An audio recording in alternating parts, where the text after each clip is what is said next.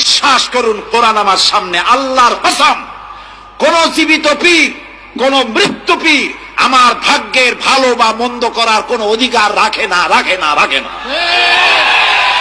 কোন পীর ফু দিয়ে আমার ভাগ্যকে ভালো বানাই দিতে পারবে না, পারবে না, এবং আমার একটা চুলও বাঁকাও করতে পারবে না। যা চাবার আল্লাহর কাছে চাইতে হবে। ওয়াইজা সাআলতা ফাসআলিল্লাহ ওয়াইজা ইসতাআনতা ফাসতাইন বিল্লাহ।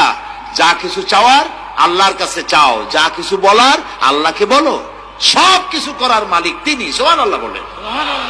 এই জন্য মাজারের সাথে মুসলমানদের সম্পর্ক হবে না, মুসলমানদের সম্পর্ক হবে মসজিদের সাথে। কিসের সাথে বলেন জোরে?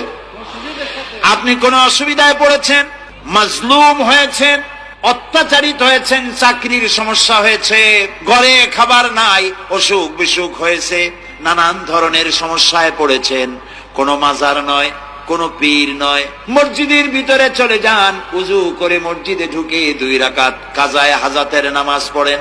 রাসূলুল্লাহর উপরে যখনই বিপদ হতো তিনি নামাজে দাঁড়ায় যেতেন। সুবহানাল্লাহ বলো। আপনি কেন যাবেন একটা কবরের কাছে? আপনার সাহায্য কামনার জন্য কোনো পীর নয়, আপনার সাহায্যের জন্য কোনো কবর নয়, সাহায্য পাওয়ার জন্য কে? আল্লাহ চান আপনার ঈমানটা খালেস হোক। আল্লাহ তাআলা এটা বরদাস্ত করতে পারেন না যে মানুষ কারো কাছে গিয়া আরেকজনের কাছে গিয়ে নথি স্বীকার করুক। আল্লাহ সহ্য করেন। ইন্না শিরকা লাযুলমুন আযীম। শিরক হচ্ছে মস্ত বড় জুলম, অত্যাচার। আল্লাহ সব থেকে অপছন্দ করেন কোন গুনাহ বলেন?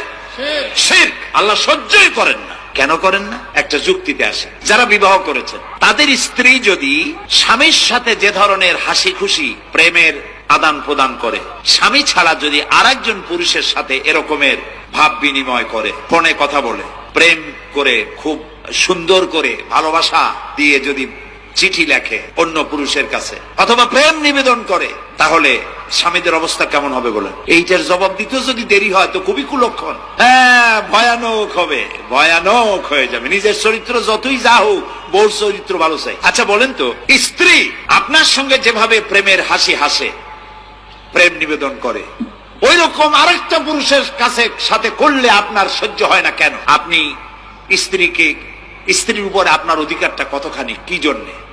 আপনার স্ত্রীর যে হাসি, যে মিষ্টি হাসি, যা আপনার প্রাণ কেড়ে নেয়, ওই হাসিতে আপনার কোনো অবদান আছে বলেন? তার যে টানা টানা চোখ, সুন্দর ভ্রু, মাথায় অনেক